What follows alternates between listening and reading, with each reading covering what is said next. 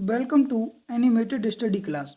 मैं गौरव कुमार आप लोगों के लिए 12 नवंबर के जो करंट अफेयर के क्वेश्चन बन सकते थे वो लेकर आया हूँ, जो आपके होने वाले exam like SSC, CHSL, CGL, RRB, NTPC, UPSI, DRDO आदि में पूछे जा सकते हैं।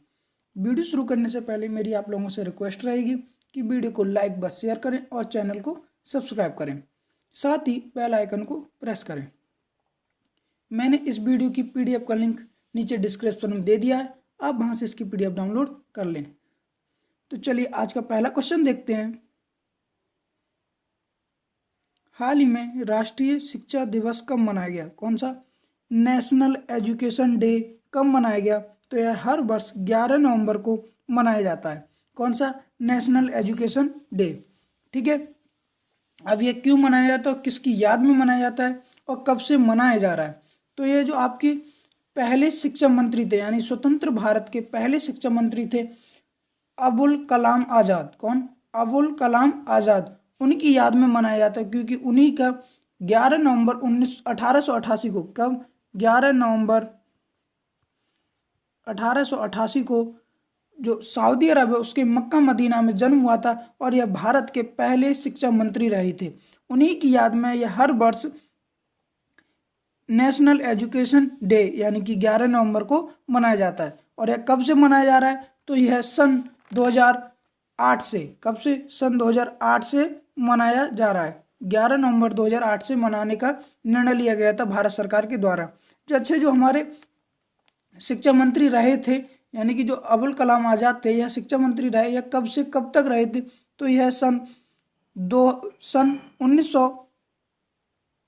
1947 से 1958 के बीच, कब? 1947 से 1958 के बीच यह भारत के शिक्षा मंत्री रहे थे। उम्मीद है आप लोग अच्छे से क्वेश्चन समझ गए होंगे। चलिए फिर आगे बढ़ते हैं, अगला क्वेश्चन देखते हैं। अब हाल ही में अजरबैजान और अर्मीनिया के बीच चल रहे संघर्ष के लिए किस देश ने मध्यस्थता कराई है? यानी कि जो अर्मीनिया और अजरबैजान थे, उन दोनों देशों के बीच जो संघर्ष चल रहा था एक जगह को लेकर, उसके लिए रूस ने मध्यस्थता कराई है। अब वह कौन सी जगह थी जिसके लिए इन दोनों देशों के बीच संघर्ष चल रहा था? उसका नाम है नागोर्नो काराबाख। कौन है? Nagorno Karabakh.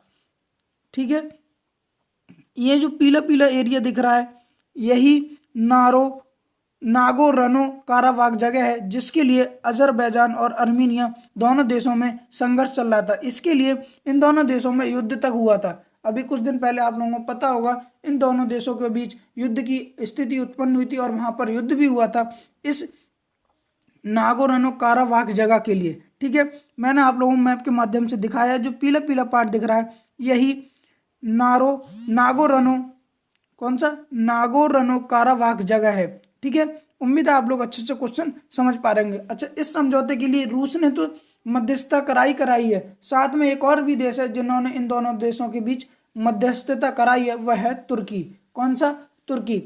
अब यह मध्यस्थता कराने के पीछे अब यह निर्णय लिया गया है जो काराबाख नागोर्नो काराबाख जगह है उसके लिए अर्मेनिया ने अजरबैजान को सौंप दिया, यानी जो अर्मेनिया है इसने इस जगह के लिए अजरबैजान के लिए दे दिया है। ठीक है, उम्मीद है वहां पर आप लोग अच्छे से क्वेश्चन समझ पा रहे होंगे। अच्छा, ये जो नागोर्नो काराबाख जगह है यहाँ पर अब जो रूस की सेना और तुर्की इन दोनों देशों की सेना यहाँ पर गश्त देगी, यानी कि यहाँ पर पहरा देगी। किस जगह पे?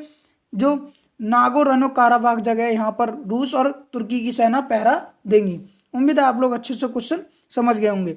अजरबैजान की सीमाएं किस किस देश से? रसिया, जॉर्जिया, अर्मेनिया, ईरान आदि से लगती हैं और इधर कैस्पियन सी है। ठीक है, उम्मीद है आप लोग अच्छे से क्वेश्चन समझ गए होंगे। अब बात कर लेते हैं अजरबैजान की। तो अजरबैजान की राजधानी क्या है? बाकू। क्या है? बाकू। और यहाँ के प्रेसिडेंट कौन है? Ilham Aliyev. कौन है? Ilham Aliyev. और यहाँ के प्रेसिडेंट कौन है? अली असादोव। कौन है? अली असादोव। और यहाँ की करेंसी क्या है? मनात। क्या है? मनात। अर्मीनिया की बात कर लेते हैं। अर्मीनिया की पीएम कौन है? निकोल पासिनियान। कौन है? निकोल पासिनियान। और यहाँ के प्रेसिडेंट कौन है? अरमान सरकिसियन। अरमान सरकिसियन। और यहाँ की करेंसी क्या है? दिरहम। क्या है, दिरहम। उम्मीद है आप लोग अच्छे से क्वेश्चन समझ गए होंगे। चलिए फिर आगे बढ़ते हैं। हाल ही में किस देश के पीएम प्रिंस खलीफा बिन जायद अल खलीफा का निधन हो गया है? तो यह बहरीन के प्रेसिडेंट यानी कि प्रिंस थे, और कुछ प्रिंस यानी कि यह पीएम भी थे और प्रिंस भी थे। वहाँ पर यह पीएम पद पर आसीन थे जिनका नाम था खलीफा बिन सलमान अल खलीफा। आप फोटो में देख सकते हैं जो दिख रहे हैं, यही खलीफा बिन सलमान अल खलीफा थे जिनका हाल ही में निधन हो गया। और यह कहाँ के थे, बहरीन के थे। यह दुनिया के एकमात्र ऐसे प्रधानमंत्री हैं जो सबसे लंबे समय तक प्रधानमंत्री पद पर आसीन रहे। लगभग यह 49 वर्षों तक प्रधानमंत्री पद पर आसीन रहे थे। कितने, लगभग 49 वर्षों तक प्रधानमंत्री पद पर आसीन रहे। यह सर्वप्रथम 1971 में प्रधानमंत्री बने थे और तब से लेकर 49 वर्षों तक यह प्रधानमंत्री पद पर आसीन रहे। इनकी याद में बहरीन में एक सप्ताह का यानी कि 1 वीक का राजकीय शोक की घोषणा की गई है। एक सप्ताह के राजकीय शोक की घोषणा की गई है। उम्मीद है आप लोग अच्छे से क्वेश्चन समझ पाएंगे। अब यह बहरीन के थे तो बहरीन की बात कर लेते हैं। यहाँ की राजधानी क्या है, मनामा। क्या है, मनामा। और यहाँ के अभी अब प्रधानमंत्री कौन है, सलमान बिन हमद अल खलीफा। कौन है, सलमान बिन हमद अल खलीफा। ठीक है। और यहाँ की करेंसी क्या है, बहरीनी दीनार। क्या है, बहरीनी दीनार। उम्मीद है आप लोग अच्छे से क्वेश्चन समझ गए होंगे। आगे बढ़ते हैं। हाल ही में किस देश ने कट्टरपंथ को रोकने के लिए मौलवियों को प्रशिक्षण देने की घोषणा की है? तो इसका आंसर है जर्मनी ने। जो कट्टरपंथी लोग होते हैं उनको प्रशिक्षण यानी कि उनको रोकने के लिए जो वहाँ के मौलवी यानी कि जो मुस्लिम समुदाय होता है वहाँ पे जो शिक्षा देते हैं वो मौलवी कहलाते हैं। उन मौलवियों को प्रशिक्षण देने की यानी कि और उन्हें ऐसे लोगों उन मौलवियों से कहा गया है यानी उन्हें प्रशिक्षण दिया जाएगा कि वो कट्टरपंथी को बढ़ावा ना दें। तो यह इसकी घोषणा की है किसने, जर्मनी ने। ठीक है। इसके लिए सन 2006 में, कब, सन 2006 में एक कॉन्फ्रेंस की स्थापना की गई थी यानी जिसका नाम रखा गया था जर्मन इस्लाम कॉन्फ्रेंस। इसकी स्थापना की गई थी जिसके माध्यम से जो मौलवी लोग होते हैं वो और सरकार आपस में एक दूसरे से वार्तालाप कर सकें। इसीलिए अब यहाँ पर यह घोषणा की गई है कि जो मौलवी लोग होते हैं उनको प्रशिक्षण देने की घोषणा की जाएगी। ठीक है। उम्मीद है आप लोग क्वेश्चन समझ पा रहे हो, क्योंकि जर्मनी में लगभग 40 लाख, कितने, 40 लाख मुस्लिम लोग हैं। कितने, 40 लाख मुस्लिम लोग हैं। इनके लिए सन 2021 में एक प्रशिक्षण प्रोजेक्ट भी शुरू किया जाएगा।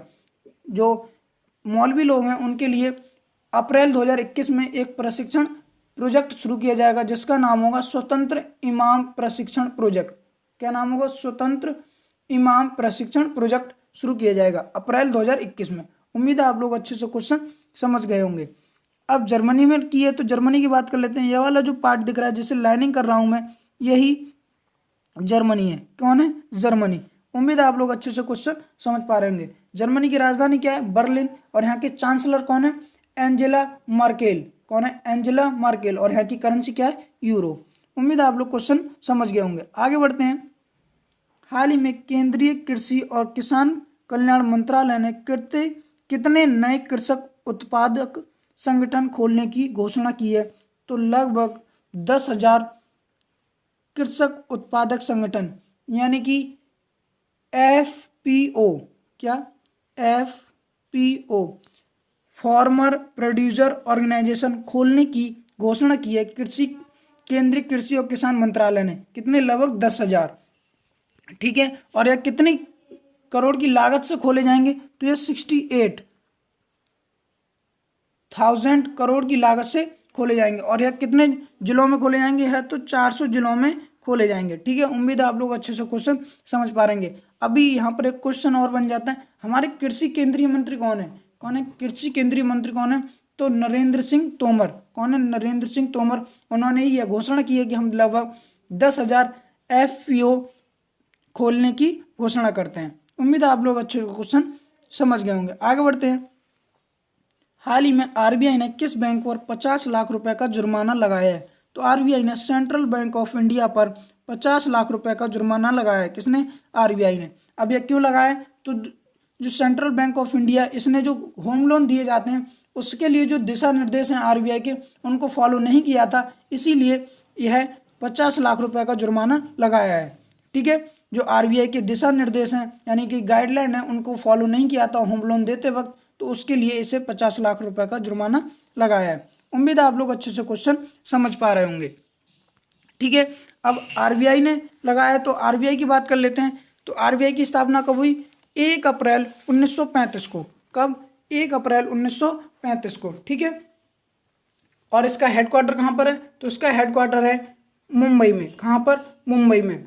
और इसके प्रमुख कौन है, यानी कि आरबीआई के गवर्नर कौन है? शक्तिकांत दास। ठीक है, और यह कौन से नंबर के हैं? तो यह 25वें नंबर के हैं। कौन से नंबर के हैं? 25वें नंबर के हैं। ठीक है,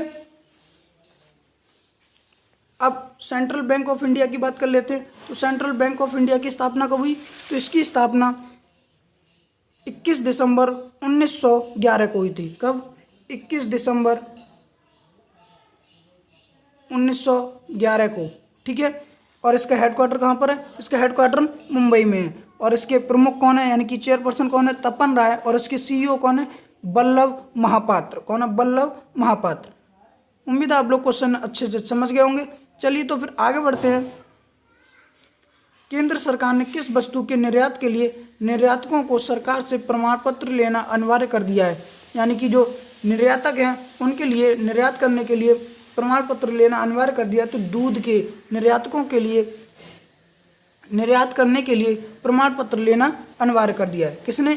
केंद्र सरकार ने। ठीक है, और यह किसके माध्यम से किया गया? तो जो वाणिज्य मंत्रालय है उसके द्वारा यह प्रमाण पत्र जारी किए जाएंगे।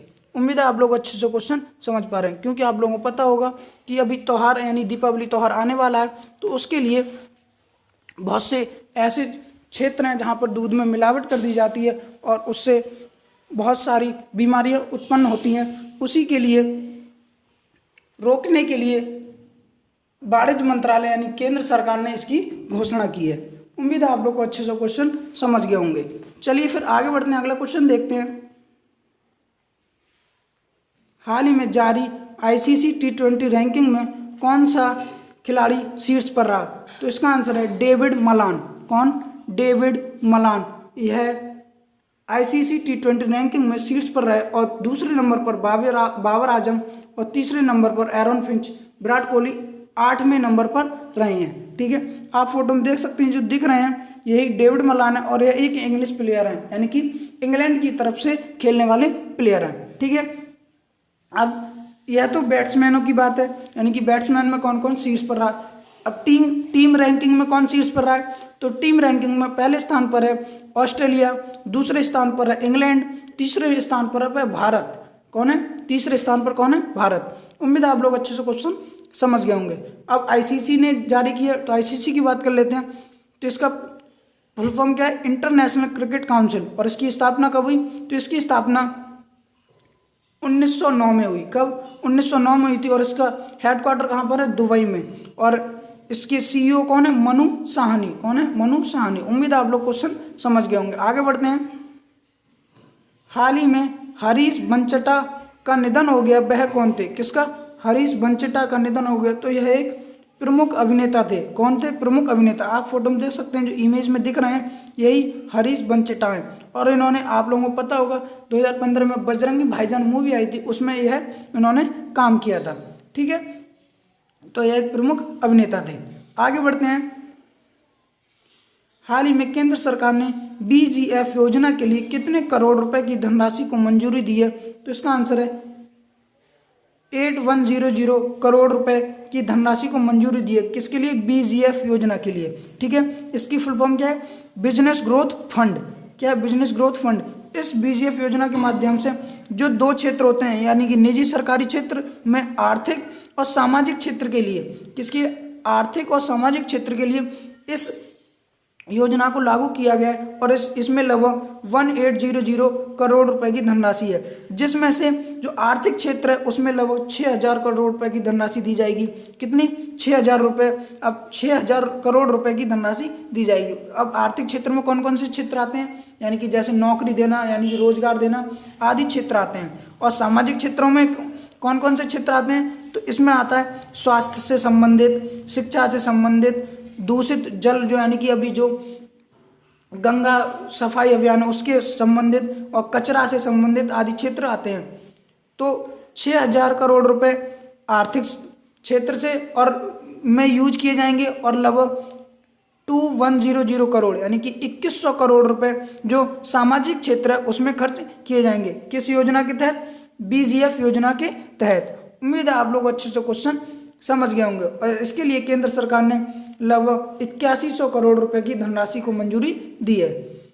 आगे बढ़ते हैं।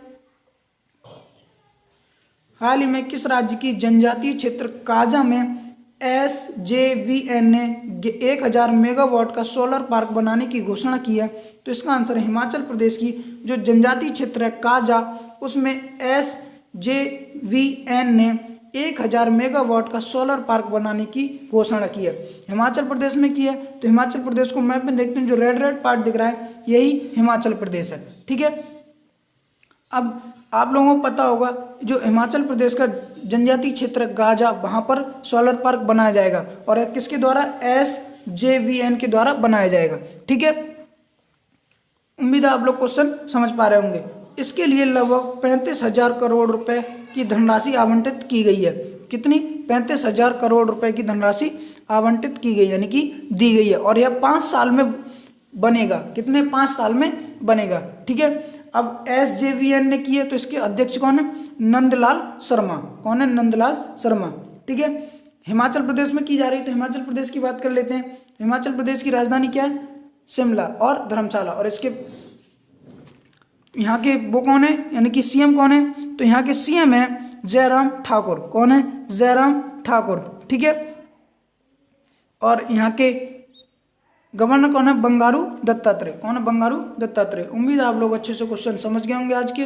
तो मेरा आप लोगों से एक बार फिर से निवेदन रहेगा कि वीडियो को लाइक बस शेयर करें और चैनल को सब्सक्राइब करें। Thank you.